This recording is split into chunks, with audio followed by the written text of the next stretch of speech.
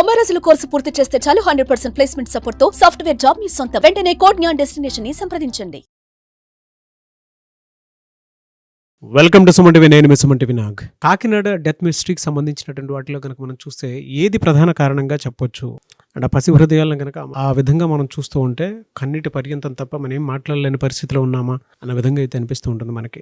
ఎలాంటి ఇన్సిడెంట్స్ జరగకుండా ఉండాలని మాత్రం మనస్ఫూర్తిగా కోరుకుందాము. అయితే జరిగింది ఏంటి, దీనికి సంబంధించినటువంటి రకరకాల కథనాలు అయితే వినిపిస్తూ ఉన్నాయి. ఈరోజు మనతో పాటు హైకోర్టు అడ్వకేట్ అలగరి రవీంద్రనాథ్ గారు ఉన్నారు. అది వారి మాట్లాడి తెలుసుకుందాం. Hello sir. హాయ్ అండి నాగరాజ్ గారు. సార్, కాకినాడ డెత్ మిస్టరీ దీనికి సంబంధించినటువంటి వాటిలో కనుక మనం చూస్తే ఈవెన్ గవర్నమెంట్ కూడా స్పందించడం జరిగింది. అంటే అంత దారుణమైనటువంటి సంఘటన ఏ రకంగా చూడొచ్చు అంటారు అసలు దీన్ని? ఒక అందమైన కుటుంబం నాగరాజ్ గారు, ఒక అందమైన కుటుంబం.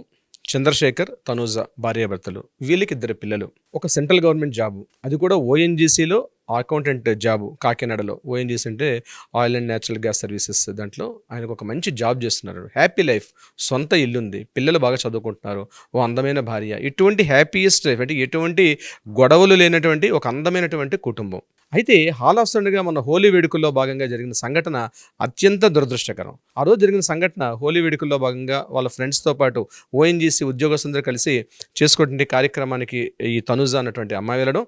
దానికన్నా బిఫోర్ ఒక 1 hour బ్యాక్ ఏంటంటే ఈ పిల్లలు స్కూల్లో యూనిఫామ్స్ ఇస్తున్నారు, అంటే న్యూ ఇయర్ స్టార్ట్ అవుతున్నాయి పిల్లలు కాబట్టి ఇప్పుడే యూనిఫామ్స్ ఇస్తున్నారని చెప్పి పిల్లల్ని తీసుకువెళ్ళి అక్కడ యూనిఫామ్ సరిగ్గా సెట్ కాలేదని చెప్పి తన 2 పిల్లల్ని తీసుకొని చంద్రశేఖర్ అటువంటి ఈ వ్యక్తి తన పిల్లల్ని తీసుకొని ఇంటికి రావడం.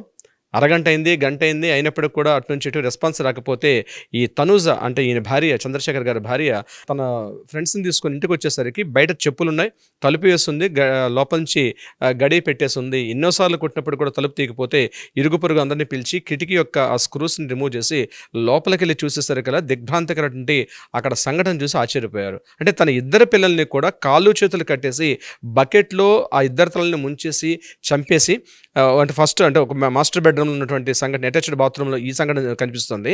ఆ పక్కన ఇంకొక బెడ్రూమ్కి వెళ్ళేసరికి, చిల్డ్రన్ బెడ్రూమ్కి వెళ్ళేసరికి అక్కడ ఫ్యాన్కి ఉరివేసుకొని ఈ చంద్రశేఖర్ తనకు తను సూసైడ్ చేసుకున్న సంఘటన అయితే కనిపించింది. పోలీసులు వచ్చి ఆ సంఘటన మొత్తం చూసి ఆ ఇనిషియల్ ప్రాథమిక దర్యాప్తు చేసిన తర్వాత దీని వెనకాల ఏమీ పెద్దగా కారణాలు అయితే ఏమీ లేదు, ఇది కేవలం ఒక సూసైడ్ అటెంప్ట్, అది కూడా తన 2 పిల్లల్ని కూడా చంపేసి తను కూడా ఆత్మహత్య చేసుకున్నారని చెప్తూ కూడా అక్కడ ఒక సూసైడ్ లేఖ కూడా ఈ చంద్రశేఖర్ రాసిన సూసైడ్ లేఖ కూడా అక్కడ ఉంది.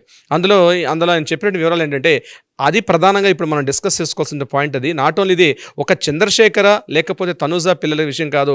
నాకు తెలిసి 90% ఆఫ్ కుటుంబాలు ఇటువంటి ఒక ఈ సెల్ఫ్ పిటీ అన్నటువంటి ఒక జబ్బుతో బాధపడుతున్నారు. అది తమకు తెలియదు, ఒక సెల్ఫ్ పిటీ అని జబ్బు అని తెలియకుండానే దానికోసం బాధపడుతున్నారు. ఆ సూసైడ్ నోట్లో ఏముందంటే, నా పిల్లలిద్దరిని కూడా ఒక స్కూల్లో జాయిన్ చేయించాను, జేషన్ అబ్బాయికి ₹150, అదేవిధంగా రెండో అబ్బాయి అయితే ఎవరైతే ఉన్నారో ఆ అబ్బాయికి నిఖిల్ అన్నటువంటి ఈ అబ్బాయికి ₹1,00,000 ఉన్నటువంటి స్కూల్లో జాయిన్ చేయించాం. కానీ ఈ శాలరీ ఏదైతే ఫీజులు కట్టే అమౌంట్ ఏదైతే ఉందో ఇంత నేను చదివించలేనేమో, పిల్లల్ని ఇంకా భవిష్యత్తులో ఎన్ని లక్షల రూపాయలు పెట్టి చేయాల్సిన అవసరం వస్తుందో, అది అంత అమౌంట్ నేను సంపాదించలేనేమో, నా పిల్లలకి సరైనటువంటి వసతి ఇవన్నీ కూడా కల్పించలేకపోతాను, నా పిల్లలకు కావాల్సిన నాలనా పాలన సరిగ్గా చూసుకోలేకపోతాను అన్నటువంటి ఒక ఆత్మన్యూనతా భావంతో నేను ఈ పని చేస్తున్నాను, సూసైడ్ చేసుకుంటున్నాను చెప్పి ఆయన సూసైడ్ నోట్లో ఉంది. ఆ మృతదేహాలు తీసుకొని పోలీసులు వెళ్ళి మిగిలిన పోస్ట్ మార్టం దర్యాప్తు చేశారు. అయితే ఇక్కడ సంఘటన ఇదైనప్పటికి కూడా ఈ సంఘటనకి దారితీసినటువంటి పరిస్థితులు ఏమిటి అని మనం విశ్లేషణ చూస్తే నాగరాజ్ గారు, అది పూర్తిగా ఫోమో అన్నటువంటి ఒక సిండ్రోమ్తో బాధపడుతుంటే ఒక మానసిక ఒక స్థితి, ఒక మానసిక జబ్బు. అది ఫోమో అంటే ఫియర్ ఆఫ్ మిస్సింగ్ అవుట్ అనేటువంటి ఒక మానసిక వైకల్యం, ఒక మానసిక జబ్బు. ఏమిటి ఫియర్ ఆఫ్ మిస్సింగ్ అవుట్ అంటే ఏంటి సార్, ఇంత తొందరగా మీరు ఎలా అనలైజ్ చేసేస్తారంటే, ఆ సూసైడ్ నోటు అక్కడ వాళ్ళు మాట్లాడండి, ఆ సోదరుడు అంటే వాళ్ళ బ్రదర్ తనుజ వాళ్ళ బ్రదర్ మాట్లాడిన మాటలు ఇవన్నీ విశ్లేషణ చూస్తే సమకాలీన ఒక సగటు మధ్యతరగతి ఒక తండ్రి పడుతున్నటువంటి యాతన అందులో మనకు కనిపిస్తుంది ఆ యొక్క సూసైడ్ నోట్లో. దీన్ని ఫియర్ ఆఫ్ సిండ్రోమ్ అంటే ఒక మానసిక వైకల్యం నేను చెప్తాను. ఈ ఫియర్ ఆఫ్ మిస్సింగ్ అవుట్ అనేటువంటి ఒక వ్యాధి ఫోమో అంటారు దీన్ని. యాక్చువల్గా దీనికి యాంటీ ఏముంటుందంటే జోమో అని యాక్చువల్గా నేను చెప్తాను. సో ఈ ఫోమ్ అనేది ఏంటంటే ఫియర్ ఆఫ్ మిస్సింగ్ అవుట్. ఇది ఎందుకు వస్తుంది, మానసికంగా ఉన్నటువంటి ఈ డిసీజ్ ఎందుకు డెవలప్ అవుతుంది మనిషిలో అంటే, ప్రధానంగా నాగరాజ్ గారు మనం వాడుతున్నటువంటి ఈ మొబైల్, ఈ మొబైల్ వల్ల మనకి తెలియకుండానే ఈ రకమైన డిసీజ్ మనలో డెవలప్ అవుతుంది, ఈ ఫియర్ ఆఫ్ మిస్సింగ్ అవుట్. అంటే ఏంటి అంటే కంటిన్యూగా సోషల్ మీడియా తోటి గంటల కొద్దీ, అంటే రోజులో ఉన్నటువంటి మనం మెలకువగా ఉన్నటువంటి 12-14 గంటల్లో మోర్ దాన్ 95 to 90% మనం పూర్తిగా సోషల్ మీడియాతో కనెక్టివిటీ ఉంటాం. అంటే ఎవ్రీ మినిట్ ఏదో ఒక ఇన్స్టాగ్రామ్, సోషల్ మీడియా, లేకపోతే యూట్యూబ్, అవి చూస్తున్నంతసేపు మనలో మనకు తెలియనటువంటి ఒక రకమైనటువంటి దైన్యం మనలో ఆవహిస్తుంది. అది గుర్తుపట్టే పరిస్థితులు ఉండదు. ఇనిషియల్ స్టేజ్లో గుర్తుపట్టడం, పీక్ స్టేజ్కి వెళ్ళిపోతే జరగబోయే పరిణామం ఇప్పుడు చంద్రశేఖర్, తనుజల యొక్క పరిస్థితి తమ జీవితాన్ని ముగించుకునే స్థితికి వస్తారు. ఇది కాస్త వినడానికి చాలా కష్టంగా ఉన్నప్పుడు కూడా వాస్తవం అయితే ఇదే. ఏమవుతుందంటే ఫోన్కి బాగా అడిక్షన్ అయిపోయి సోషల్ మీడియాలో ఎవ్రీ మినిట్ ఏం జరుగుతుంది ఉత్సాహం, కుతూహలం ఎక్కువైపోతుంది. ఇది సెకండ్ స్టేజ్కి వెళ్ళేసరికల్లా వాళ్ళలో తెలియనటువంటి ఒక మార్పు ఏంటంటే ఒక సెల్ఫ్ పిటి. నేను స్టార్టింగ్లో చెప్పినట్టు ఒక సెల్ఫ్ పిటి, తమలో తమకు ఒక ఆత్మన్యూనతా భావం, ఆ సెల్ఫ్ కాన్ఫిడెన్స్ బాగా ఇదైపోతారు పూర్తిగా. అంటే పబ్లిక్లో మనకన్నా చాలా మంది బాగున్నారు, మన ఇరుగు పొరుగు వాళ్ళు చాలా బాగున్నారు, సోషల్ మీడియాలో ఇన్స్టాలో ఉన్నటువంటి ఆ ఇమేజెస్ చూస్తూ ఆ భార్యాభర్తలు చాలా బాగున్నారు, ఆ పిల్లలు బాగా చదువుకుంటున్నారు, మన ఇంటి వాళ్ళు బాగానే ఉన్నారు, నా చుట్టూ ఉన్న బంధువులు బాగా ఉన్నారు, స్నేహితులు బాగున్నారు, కానీ నేను మాత్రం బాగా లేను అన్నటువంటి ఒక స్థితిలోకి జారిపోతారు ఈ స్థితి వల్ల. సో డిట్రాక్షన్ అంటారు నాగరాజు. డిట్రాక్షన్ అంటే మనతో పాటు మన చుట్టూ ఎవరైతే ఉన్నారో వాళ్ళతో మన సంబంధాలు తెగిపోతాయి.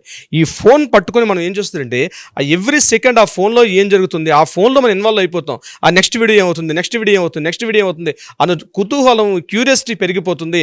మన పక్క వాళ్ళు ఏం మనతో మాట్లాడుతున్నారు, మన పక్కవారి ఆలోచన, ఇంటర్నల్ ఒక మానసిక వ్యవస్థ. ఇది ఒక్క నాట్ ఓన్లీ ఈ చంద్రశేఖర్ సమస్యను చెప్పట్లేదు, ఈ సమస్యలో మీరు ఉన్నారు, ఈ సమస్యలో నేను ఉన్నాను.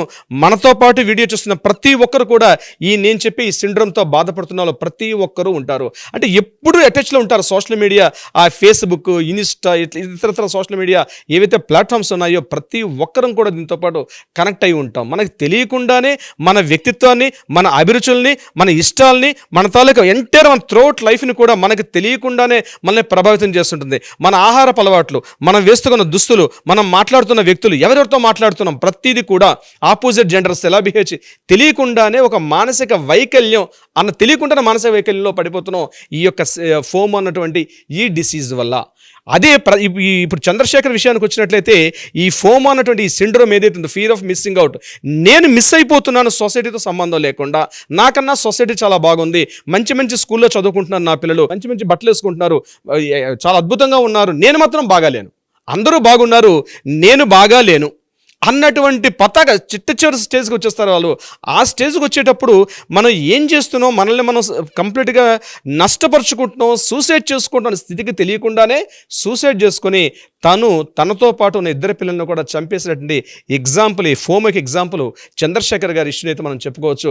అదృష్టవశాత్తు నేను చెప్తానండి, తనూజ గారు మిస్ అయిపోయారు. ఆ టైంలో ఆ స్థితికి వెళ్ళిపోతారు, ఏం చేస్తున్నామో తెలీదు. ఇది కేవలం చంద్రశేఖర్ తన ఇద్దరు పిల్లల్ని చంపినటువంటి తన డెత్ మిస్టరీ ఇది కేవలం ఫ్యామిలీకి. కొంతమంది ఇది కాస్త ప్రభావం పెరిగింది అనుకున్నారు గారు, అది సోషల్ యానిమల్స్గా తయారైపోతారు. కొన్ని మూవీస్లో మనం చూస్తాం, సోషల్ యానిమల్ అంటే ఎదుటి వాళ్ళని చంపడానికి సిద్ధపడిపోతారు, ఎదుటి వాళ్ళని ప్రాణాలు తీయడానికి సిద్ధపడిపోతారు, వీలైతే వాళ్ళ ఆడపిల్లల మీద అఘాయిత్యాలు చేయడానికి కూడా సిద్ధపడిపోతారు. కేవలం influence of the social media అన్నటువంటి ఈ ప్రభావం తెలియకుండానే మనం దానికి ఇన్ఫ్లుయెన్స్ కాబడతాం, తెలియకుండానే మనం దాంట్లో అడిక్ట్ అయిపోతాం, తెలియకుండానే మనం వాళ్ళతో ట్రావెల్ చేసేస్తుంటాం. మనం రోజు చూస్తున్న మూవీస్ ఇది కూడా ఈ ఆల్గరిథంతో పనిచేస్తాయి. ఇవన్నీ కూడా అంటే మనం ఏదైతే వీడియోస్ చూస్తుంటామో అదే వీడియోస్ రిపీట్గా కనిపిస్తుంటాయి. ఎందుకంటే యూట్యూబ్ని ఆపరేట్ చేసేది ఒక ఏఐ సిస్టమ్తో పనిచేస్తుంది కాబట్టి ఏ వీడియోస్ చూస్తుంటాం అవే వీడియోస్ వస్తుంటాయి.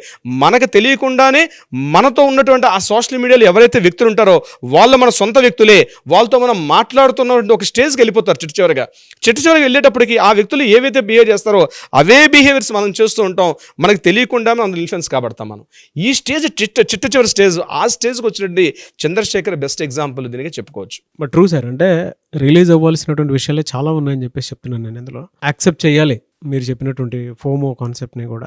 ఎనీవేస్ ఫర్దర్గా దీనికి సంబంధించినటువంటి వాటిలో ఏ విధంగా ఉండే అవకాశం ఉంటుంది అని అందరూ కాషియస్గానే ఉండాల్సినటువంటి అవసరం, బాధ్యత ఉంది. సొసైటీలో ఇలాంటి ఒక ఇన్సిడెంట్ జరుగుతుంది అని అంటే, బాధాకరమైనటువంటి ఇన్సిడెంట్స్ జరుగుతున్నాయి అని అంటే అది మన అందరి సమస్యలనే భావించాల్సినటువంటి అవసరం ఉంది. దాని నుంచి ఎలా బయటపడాలి అనేటువంటి విషయాన్నే చూడాలి మనం. అలాంటి పిల్లలకి అలాంటి దారుణమైనటువంటి అసలు మాట్లాడుకోలేము సార్, అంత బాధాకరమైనటువంటి విషయం ఇదే. సుమన్ టీవీలో మీ పర్సనల్ అండ్ బిజినెస్ ప్రమోషన్స్ కోసం కింది నెంబర్కి కాంటాక్ట్ చేయండి.